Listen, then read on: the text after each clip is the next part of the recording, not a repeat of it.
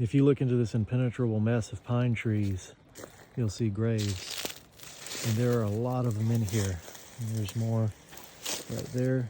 And if we just watch our step for all the rattlesnakes and keep going, we'll find more and more.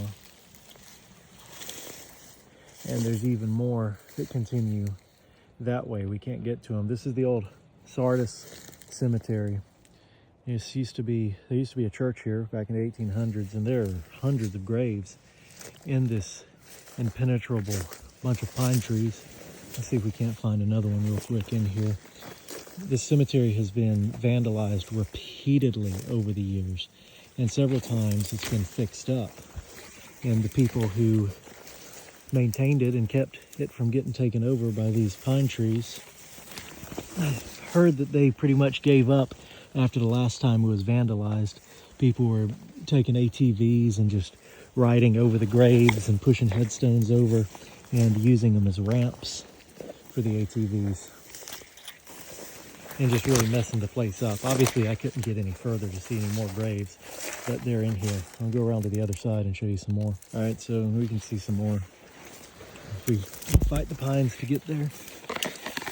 Over on this side. There they are.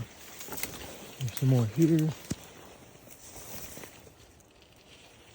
And I've heard that if you look at some of these old slabs, you can see like tire marks from the ATVs on them and that sort of thing. I think it's crazy that people would use these as ramps for ATVs, but some people do just awful things with no regard whatsoever for cemetery. But it's just such a shame that this place has grown up like this, and it's on timber company property.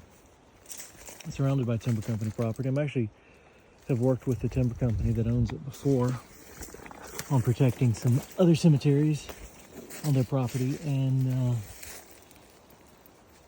but that's what happens when places like this fall into that sort of situation and just get completely abandoned.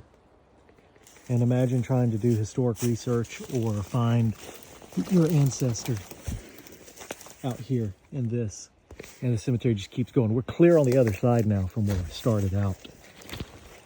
Hundreds of graves in between here and where we started. It's a shame. It's one of the worst I've ever seen. Once these pine trees get a little bit bigger, it'll probably open up and people can walk through it again, maybe, but until then.